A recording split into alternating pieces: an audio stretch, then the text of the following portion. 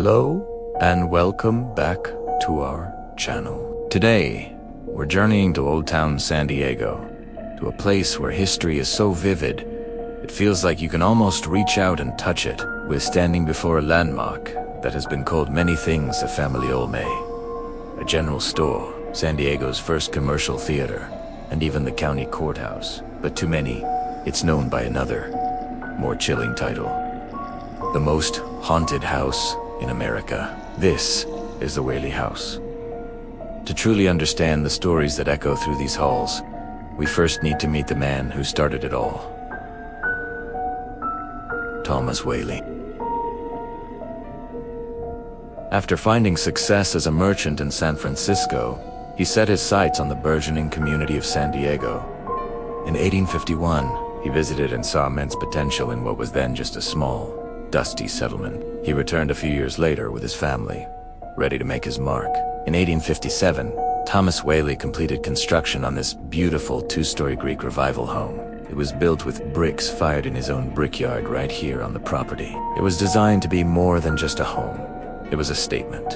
It was the finest home in Southern California, a symbol of progress and prosperity. The ground floor housed his general store, which sold everything from hardware to fine fabrics, making it the center of commerce in Old Town.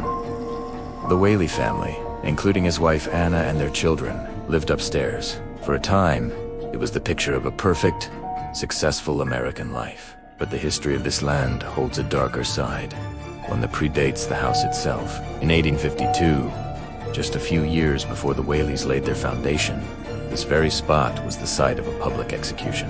A man known as Yankee Jim Robinson was convicted of grand larceny and sentenced to hang. The execution was horribly botched. The gallows were set too low.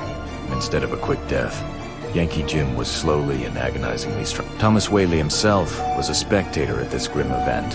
It has a chilling thought that he later chose this exact location to build his family-esque dream home. Many believe that the first spirit to haunt this property was that of Yankee Jim, his restless energy forever tied to the ground where his life was so brutally taken.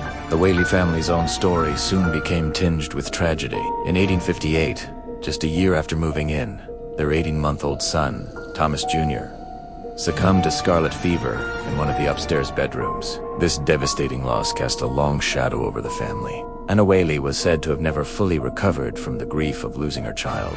Visitors and staff today often report hearing the faint sounds of a baby crying or the soft patter of tiny footsteps running through the upstairs hallway, believed to be the lingering presence of little Thomas. As the years went on, the house continued to witness more of life's struggles and sorrows. In 1868, looking to generate more income, Thomas Whaley leased the ground floor to San Diego County to serve as its courthouse and records office. This brought the town's legal dramas, disputes, and turmoil directly into the family's living space. The courtroom was right below their bedrooms.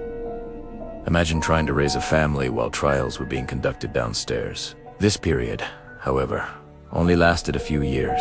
As the heart of San Diego began to shift to a new area, known today as the Gas Lamp Quarter. Perhaps one of the most heartbreaking stories connected to the house is that of Violet Whaley, one of Thomas and Anna's daughters. In 1882, Violet married a man who, it turned it out, was a con artist. He abandoned her shortly after their wedding, leaving her humiliated and deeply depressed. Unable to cope with the public shame and her personal heartbreak, Violet tragically took her own life in the house in 1885. She was only 22 years old. Her presence is said to be one of the most palpable in the house. Visitors often report a sudden, profound sense of sadness, particularly in the room where she died. Some have even claimed to catch a fleeting glimpse of a young woman in a period dress, her sorrowful energy a permanent fixture within these walls. The patriarch, Thomas Whaley, passed away in the home in 1890. His wife, Anna, continued to live here until her death in 1913.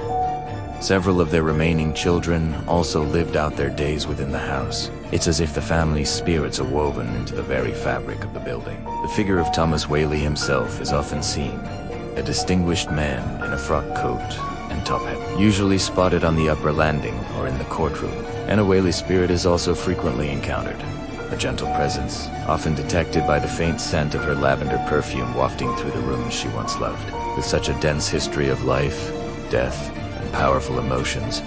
It's no wonder the Whaley House has gained its formidable reputation. Over the decades, countless visitors, paranormal investigators, and staff members documented unexplained phenomena. We're talking about heavy footsteps heard in empty rooms, lights flickering on and off, windows unlatching and swinging open on their own, and the disembodied voices of men, women, and children. Objects are known to move on their own, and phantom smells, like cigar smoke from Thomas Whaley cigars or the scent of perfume, appear and disappear without explanation. One of the most active areas is the old courtroom. People have reported feeling a strange pressure on their throats while sitting in the jury box, right near where Yankee Jim was hanged. Others have seen the apparition of a man standing near the judge's bench, or have heard muffled conversations when the room is completely empty. The theater, which was added later, is another hotspot. It's said that the spirit of an actor who performed here still lingers, sometimes appearing on stage or causing mischief with the stage lights. Even the family dog, a little terrier named Dolly Varden, is said to make an appearance, with people feeling a small animal brush against their legs. Today, the Whaley House is a museum, beautifully preserved to look much as it did in the 19th century. Walking through its rooms is like stepping back in time, but it's more than just a collection of antiques. It's a place where the past feels incredibly present, where the stories of the Whaley family and others who passed through these doors continue to be told, not just by tour guides, but by the house itself.